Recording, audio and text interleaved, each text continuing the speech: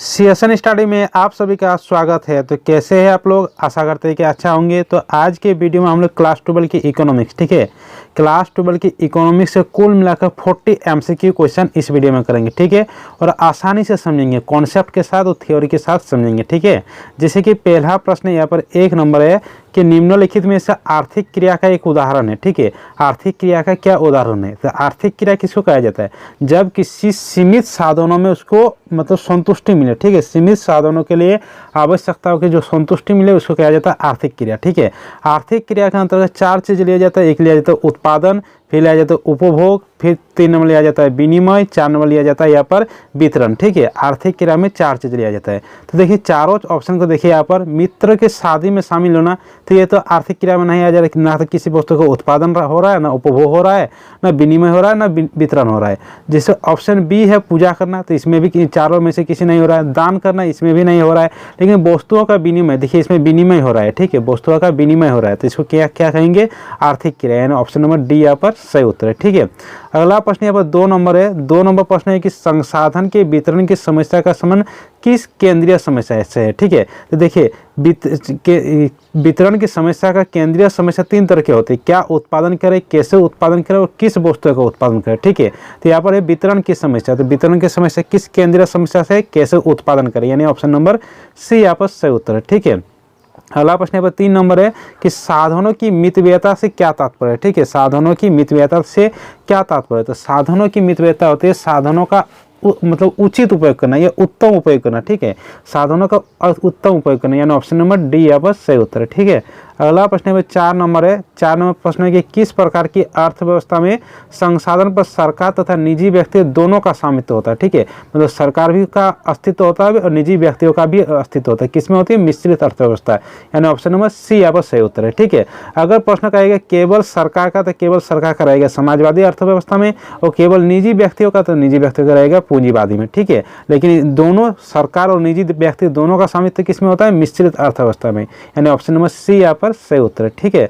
अगला प्रश्न है 5 नंबर है। 5 नंबर प्रश्न है कि अर्थशास्त्र का दुर्लभता संबंधी विचार किसने दिया, ठीक है। तो दुर्लभता संबंधी विचार दिया रॉबिन्स ने, रॉबिन्स, यानी ऑप्शन नंबर सी यहाँ पर सही उत्तर है, ठीक है।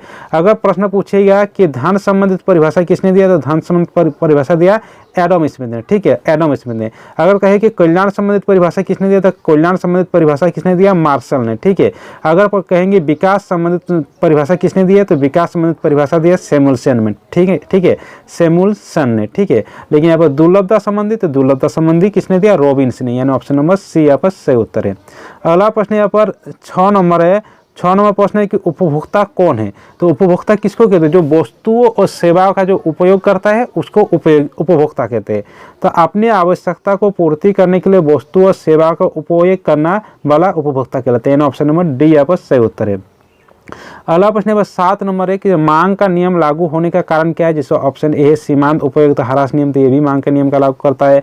आय प्रभाव, ये भी मांग का नियम लागू करता है। प्रतिस्थापन प्रभाव, ये भी मांग के नियम को लागू करता है, यानी इनमें से सभी ऑप्शन नंबर डी यहाँ पर सही उत्तर है, ठीक है। अगला प्रश्न यहाँ पर 8 नंबर है। यदि किसी वस्तु की कीमत कम होने से उस वस्तु पर उपभोक्ता की व्यय अधिक हो जाता है, ठीक है, तो मांग की कीमत क्या होगी? अगर वस्तु की कीमत कम हो जाती है, प्राइस कम हो जाती है, तो उस वस्तु को अधिक मात्रा में उस वस्तु की व्यय करता है, तो उस तरह की वस्तु की मांग की कीमत क्या होगी? 1 से अधिक होगी, 1 से अधिक, यानी ऑप्शन नंबर बी यहाँ पर सही उत्तर है, ठीक है। अब अगला प्रश्न 9 नंबर देखते हैं।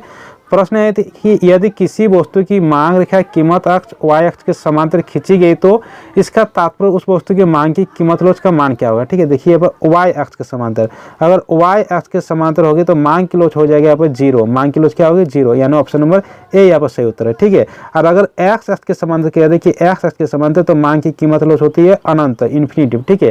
लेकिन यहाँ पर y अक्ष के नहीं है, इसलिए ऑप्शन नंबर ए यहाँ पर सही उत्तर है, 0 हो जाएगा, ठीक है। अगला प्रश्न यहाँ पर 10 नंबर है। 10 नंबर प्रश्न है कि यदि किसी वस्तु की मांग वक्र का समीकरण Q बराबर 10 - P है, तो वस्तु की प्रति इकाई कीमत रुपये में पर वस्तु की मांग मात्रा क्या होगी, ठीक है। देखिए यहाँ पर Q बराबर दिया गया है 10 - P, तो 10 - P का इकाई प्रति इकाई कीमत कितना है? यहाँ पर प्रति इकाई कीमत है यहाँ पर 2, तो 10 - 2 यानी 8, यानी ऑप्शन नंबर डी यहाँ पर सही उत्तर हो जाएगा, ठीक है, ऑप्शन नंबर डी। अगला प्रश्न यहाँ पर है 11 नंबर कि एक सरल रेखा मांग वक्र के प्रत्येक बिंदु पर मांग की कीमत लोच का मान क्या होता है, ठीक है। ऑप्शन ए है स्थिर रहता है, ऑप्शन बी है जीरो होता है, ऑप्शन सी है बदलता है, ऑप्शन डी है एक से कम होता है। तो देख लेते हैं क्या होता है। जैसे कि एक मांग वक्र है, यहाँ पर मांग वक्र इस तरह का है, ठीक है। तो मध्य बिंदु पर मांग की लोच होती है इकाई, ठीक है। एक्स अक्ष पर मांग की लोच होती है जीरो और वाई अक्ष में होता है मांग की लोच अनंत, ठीक है। और मध्य बिंदु के ऊपर वाला में मांग की लोच होती है एक से अधिक और मध्य बिंदु के नीचे वाला मांग की लोच होती है एक से कम। तो देखिए अब मांग की लोच सब में बदल रहा है, ठीक। मांग की लोच बदल रहा है, तो यानी मांग की लोच बदलता है। ऑप्शन नंबर सी यहाँ पर सही उत्तर है। अगला प्रश्न यहाँ पर 12 नंबर है कि माना कि एक बाजार में केवल 2 उपभोक्ता है तथा एक वस्तु के लिए जितनी मांग को निम्न में तालिका में दिखाया गया है, तो वस्तु की कीमत 4 पर वस्तु की बाजार मात्रा क्या होगी, ठीक है। देखिए जैसे कि यहाँ पर D1 दिया गया है, D1 है, D2 दिया गया है, तो वस्तु की 4 इकाई पे कितना मांग होगा। तो देखिए 4 इकाई पे कितना है 6 और 16, 6 और 16 को जोड़ेंगे कितना होगा 22 यानी ऑप्शन नंबर सी यहाँ पर सही उत्तर है, ठीक है। अगला प्रश्न यहाँ पर है 13 नंबर। प्रश्न है कि उपभोक्ता संतुलन की व्याख्या में उदासीनता वक्र का प्रयोग सर्वप्रथम किसने किया था, ठीक है। उदासीनता वक्र का प्रयोग सर्वप्रथम किसने किया था, J.R. हिक्स ने, यानी ऑप्शन नंबर बी यहाँ पर सही उत्तर है।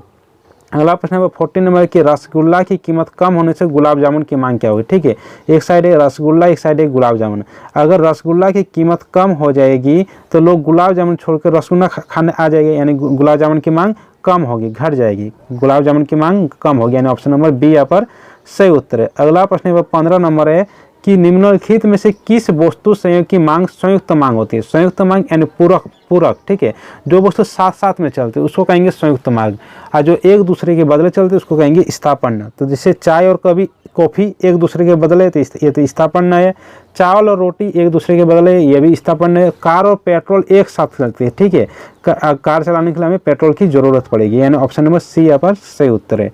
अगला प्रश्न यहाँ पर 16 नंबर है कि यदि किसी वस्तु की मांग रेखा मात्रा अक्ष व एक्स अक्ष के समांतर है तो वस्तु की मांग की कीमत लोच का मान क्या होगा, ठीक है।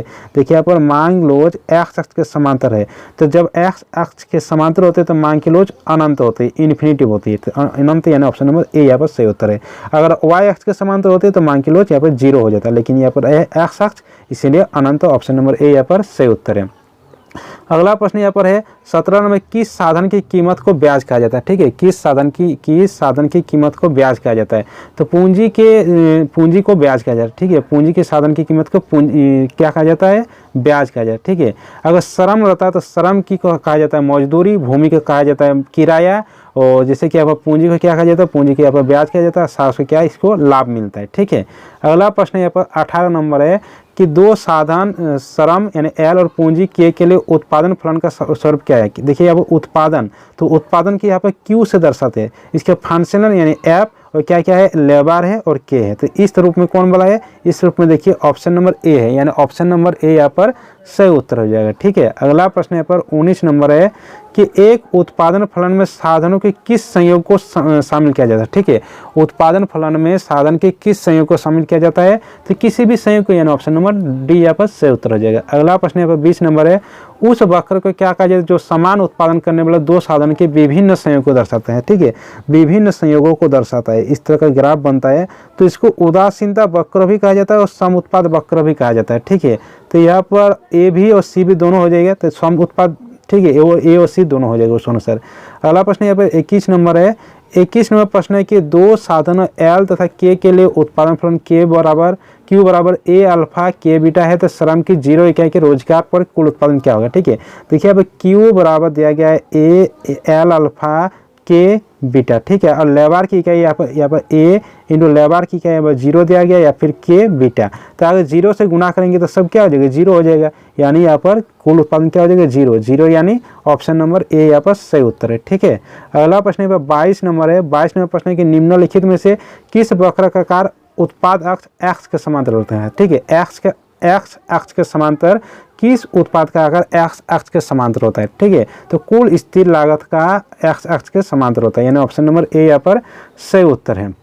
अगला प्रश्न यहाँ पर 23 नंबर है कि कब डगलस उत्पादन फलन क्यू बराबर ए अल्फा के बीटा में पैमाने का विद्यमान प्रतिफल प्राप्त होगा। ठीक है, तो 3 तरह की होती है। अगर अल्फा प्लस बीटा अगर बराबर 1 रहेगा तो ये होगा स्थिर। ठीक है, ये क्या होगा? स्थिर।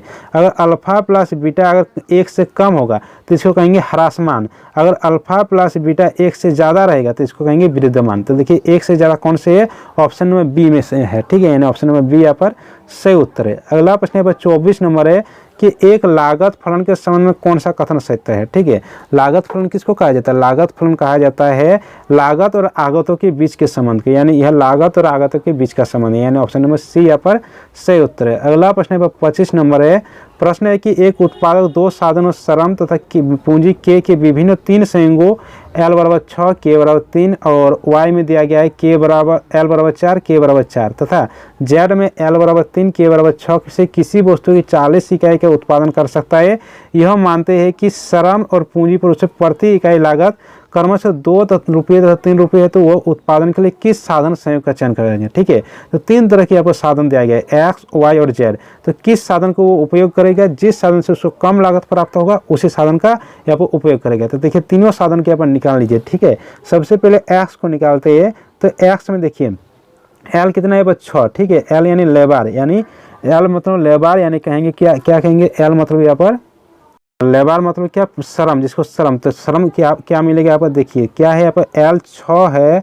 फिर यहाँ पर देखिए सबसे पहले X वाला हम लोग देख रहे थे ना, X वाला देख रहे थे। X में जब है लेबर 6 तो उसको क्या मिल रहा था? 2 इकाई प्लस जब उसकी पूंजी है 3 तो उसको कितना मिल रहा है? पूंजी यहाँ पर पूंजी मिल रहा है 3। तो यहाँ पर 6 में 12, 3 तिरखे 9, तो 12 और 9 कितना हो जाएगा? यहाँ पर 12 और 9 हो जाएगा 21 हो जाएगा। ठीक है, ये था X इकाई। अब देखेंगे Y वाला कहाँ लिखेंगे? मान लेते कि यहाँ पर लेते हैं। ठीक है, तो Y में देखिए यहाँ पर 4 इकाई है, यहाँ पर 4 इकाई है और यहाँ पर देखिए क्या है? यहाँ पर क्या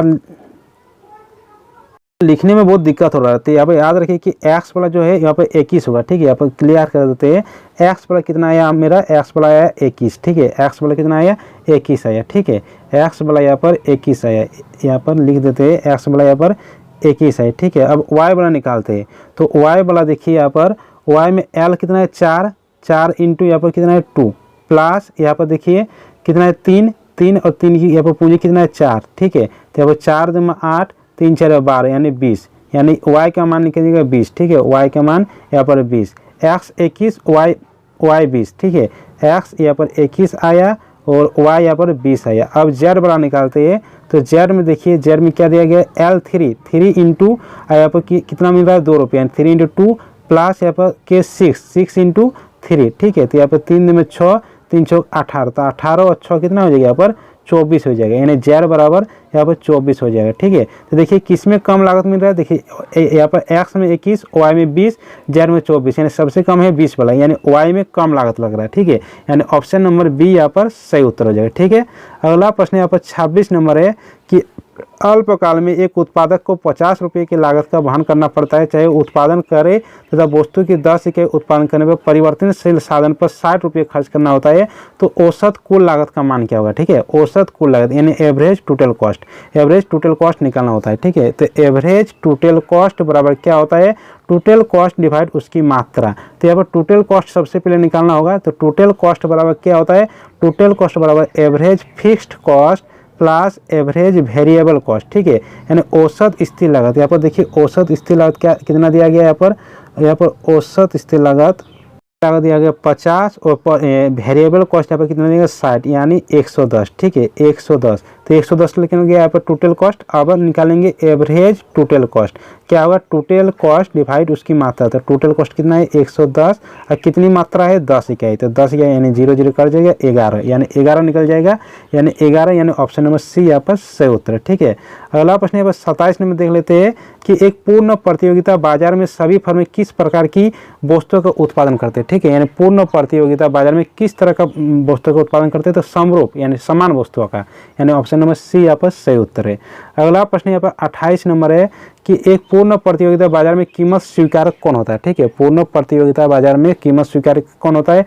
कि कीमत स्वीकारक होता है विक्रेता, ठीक है, यानी बाजार में कीमत दिया हुआ रहता है, यानी ऑप्शन नंबर ए यहाँ पर सही उत्तर है। ठीक है, अगला प्रश्न यहाँ पर 29 नंबर है कि एक पूर्ण प्रतियोगी फॉर्म के लिए आगम वक्र का आकार क्या होता है। ठीक है, आगम वक्र का आकार किस तरह का होता है, तो आगम वक्र का आकार होता है धनात्मक सीधी, ठीक है, यानी सरल रेखा में धनात्मक ढाल वाली एक सरल रेखा, यानी ऑप्शन नंबर बी यहाँ पर सही उत्तर है। अगला प्रश्न यहाँ पर 30 नंबर है, यदि किसी वस्तु की कीमत में 4% की कमी करने पर उसकी पूर्ति की मात्रा में 5% की वृद्धि होती है तो वस्तु की पूर्ति क्या होगी।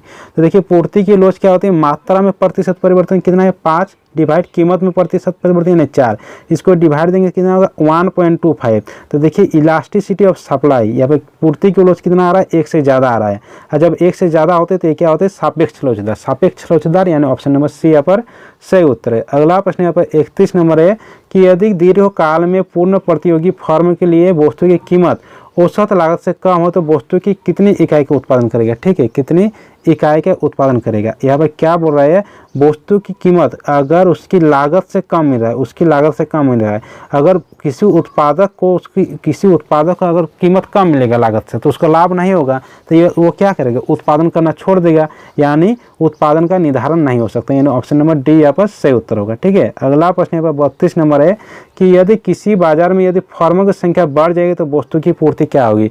अगर फर्म ज़्यादा मात्रा में देंगे तो वस्तु की पूर्ति क्या होगी, सप्लाई ज़्यादा होगी, यानी बढ़ जाएगी, ऑप्शन नंबर बी यहाँ पर सही उत्तर है। अगला प्रश्न 33 नंबर कि बाजार में पूर्ति अधिक की स्थिति उत्पन्न होती है जब पूर्ति अधिक, यानी सप्लाई कब अधिक होती है, जब सप्लाई डिमांड से अधिक होती है, यानी पूर्ति जब मांग से अधिक होती है। ठीक है, यानी वस्तु की मांग की तुलना में पूर्ति अधिक होती है, यानी ऑप्शन नंबर डी यहाँ पर सही उत्तर है। अगला प्रश्न यहाँ पर 34 नंबर है कि दीर्घकाल में वस्तु की मांग बढ़ने से साम्य कीमत में क्या होते हैं। दीर्घकाल में वस्तु की यहाँ पर मांग बढ़ने से साम्य कीमत में क्या होते हैं, तो साम्य कीमत में वृद्धि होती है, यानी ऑप्शन नंबर ए यहाँ पर सही उत्तर है। अगला प्रश्न यहाँ पर 35 नंबर है कि बाजार संरचना में प्रतियोगिता बढ़ने से फर्म के बीच प्रतियोगिता के व्यवहार में क्या होगी। ठीक है, प्रतियोगिता के व्यवहार में क्या होगी, तो वृद्धि होगी, ऑप्शन नंबर बी यहाँ पर सही उत्तर है। अगला प्रश्न यहाँ पर है 36 नंबर, एक एकाधिकार वस्तु की मांग की लोच 1 से कम होती है। ठीक है, मांग की लोच 1 से कम कब होती है, एकाधिकार में जब सीमांत आय ऋणात्मक होती है, यानी ऑप्शन नंबर डी यहाँ पर सही उत्तर है। अगला प्रश्न यहाँ पर 37 नंबर है कि एक एकाधिकार बाजार में फर्म की कुल संप्राप्ति अधिकतम होगी जब सीमांत संप्राप्ति का मान क्या होगा। देखिए इसको देख लेते हैं, यहाँ पर सीमांत संप्राप्ति यानी मार्जिनल रेवेन्यू कितना होगा जब यहाँ पर टोटल रेवेन्यू अधिकतम होगा, मैक्सिमम। ठीक है, तो ये ग्राफ से भी हम लोग देखे थे, जब टोटल रेवेन्यू मैक्सिमम होता है तो मार्जिनल रेवेन्यू यहाँ पर 0 होता है। ठीक है, यानी सीमांत संप्राप्ति यहाँ पर 0 हो गया, यानी ऑप्शन नंबर ए यहाँ पर सही उत्तर है। अगला प्रश्न यहाँ पर 38 नंबर है कि एक एकाधिकार निम्न में से किसका निर्धारण कर सकता है। ठीक है, तो एकाधिकार किसका निर्धारण करता है, कीमत तथा मात्रा किसी का भी। ठीक है, यानी ऑप्शन नंबर डी यहाँ पर सही उत्तर है। अगला प्रश्न 39 नंबर है कि एक फर्म संतुलन की अवस्था में होगी। ठीक है, तो फर्म के संतुलन कब होगी, जब कुल संप्राप्ति यानी जब टोटल रेवेन्यू और जब टोटल कॉस्ट आपस में बराबर होगी, यानी दोनों का अंतर अधिकतम होगा, तब उसको कहेंगे यहाँ पर संतुलन की अवस्था में, यानी ऑप्शन नंबर डी यहाँ पर सही उत्तर है। अगला प्रश्न देखते हैं 40 नंबर कि नीचे दिए गए एक फर्म के लिए सीमांत आगम अनुसूची से वस्तु की 5 इकाई उत्पादन से कुल आगम क्या होगी। तो कुल आगम क्या होता है, सभी सीमांत आगम का योग। ठीक है, तो देखिए यहाँ पर 5 इकाई तक बोला गया है, तो 5 इकाई तक सभी को जोड़ लीजिए। ठीक है, 5 इकाई तक जोड़ लीजिए जितना भी सीमांत आगम है। ठीक है, सभी को जोड़ लीजिए, कितना होगा 10 और 8 18, 18 8 कितना हो जाएगा 10 और 8 18, 18 6 कितना है 24, 24 4 28, 28 2 30 हो जाएगा, यानी ऑप्शन नंबर सी यहाँ पर सही उत्तर होगा। ठीक है, तो देखिए आप लोग का 40 का 40 सोल्यूशन इस वीडियो में हो चुका है। ठीक है, तो चलिए सभी दोस्तों के साथ इस वीडियो को शेयर कर दीजिए, वीडियो को लाइक कर दीजिए, इस चैनल में कोई नए है तो चैनल को सब्सक्राइब कर दीजिए, साथ में बेल आइकन को प्रेस कर दीजिए। चलिए मिलते हैं अगले वीडियो के साथ।